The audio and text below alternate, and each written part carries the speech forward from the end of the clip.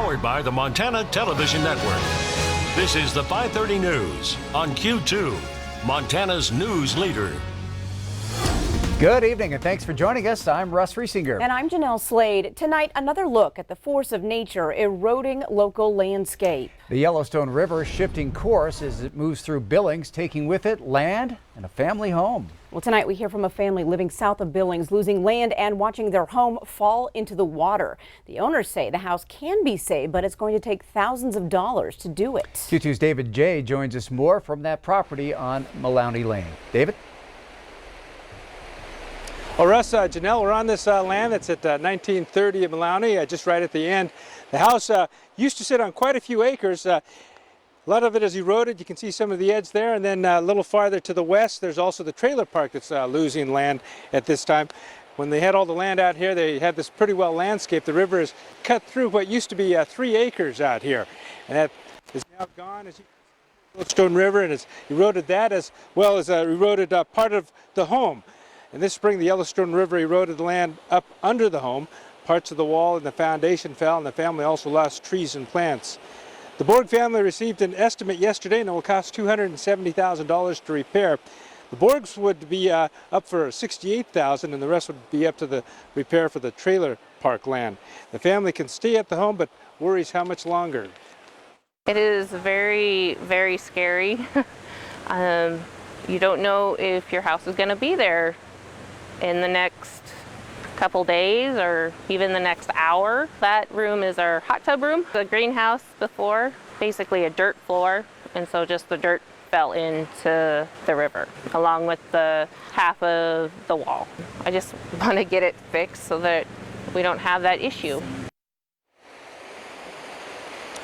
So for now, the Borgs say they feel pretty safe here, but they want to get this taken care of before the spring runoff next year. We also did contact the owner of the trailer park, but haven't heard back from him yet. That's the latest from here. Janelle, Russ, back to you. Q2's David J. live tonight near Maloney Lane along the Yellowstone River. Thank you.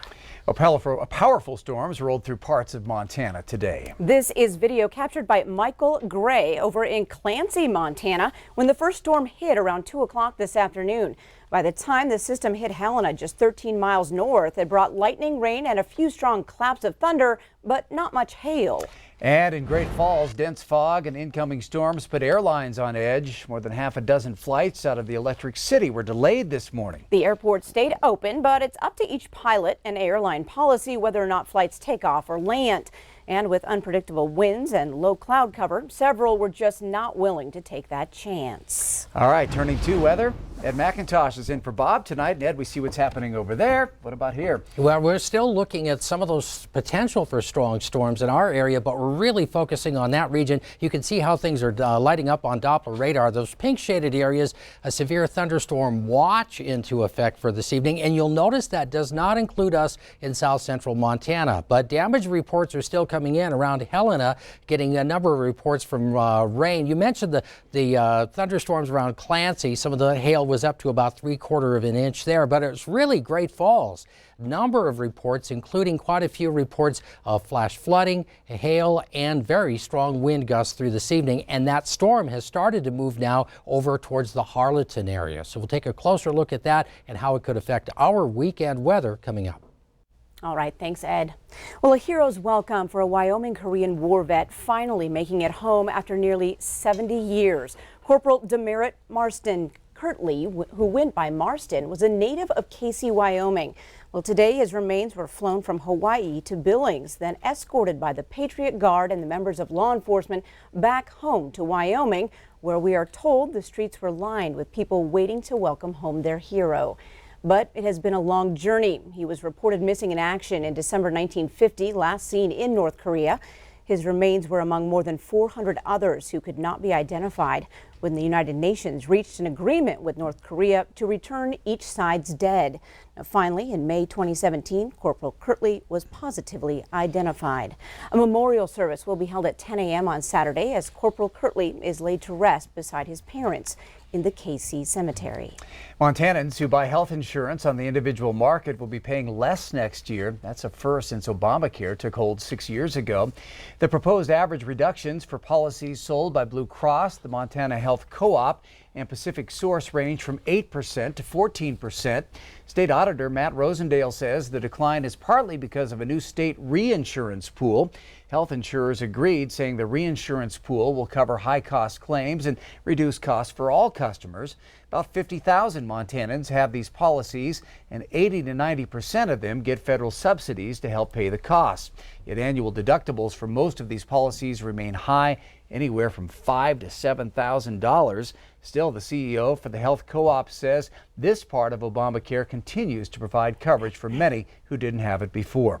If you have a state like Wyoming, where there's one insurance company, the rates are sky high. And for states like Idaho, Montana, and a number of states where there's competition, it's actually working pretty well the last year or two. There's a lot of turmoil for 3 or 4 years, but the last year or two, we've actually seen the system working with rate reductions or at least stability. Rates for the 2020 policies will be reviewed by Rosendale's office and finalized later this summer.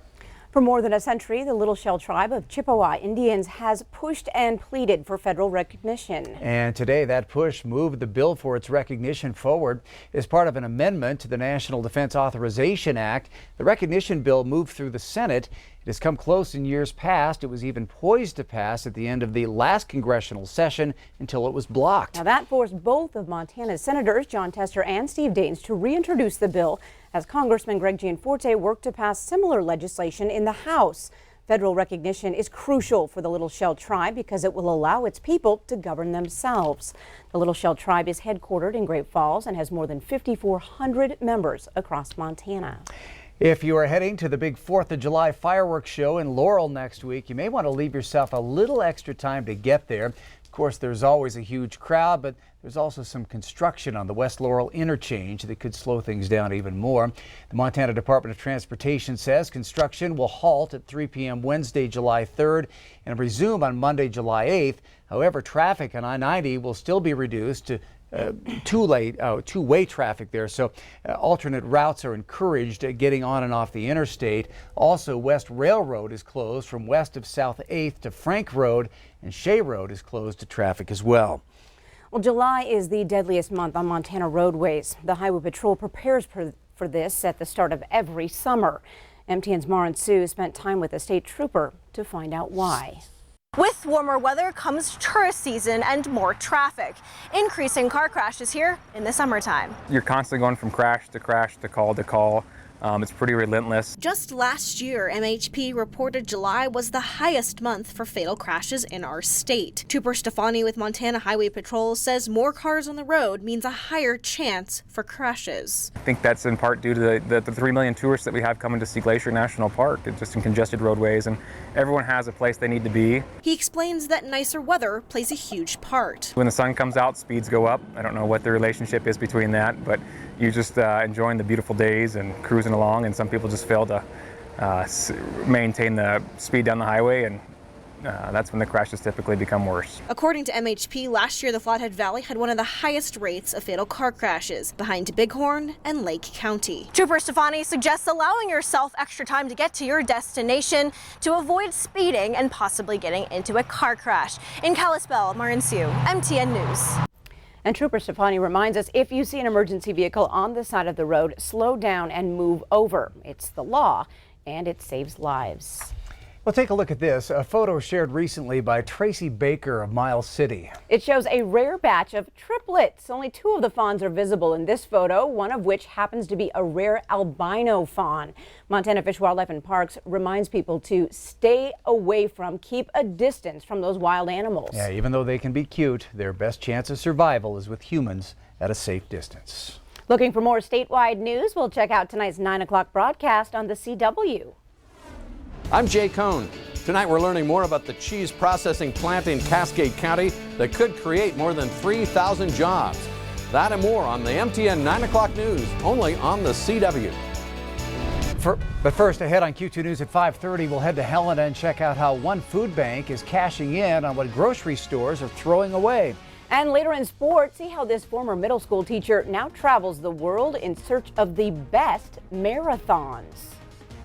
You're watching MTN News with Janelle Slade and Russ Riesinger. Storm Tracker weather with Bob McGuire. And sports with Scott Breen.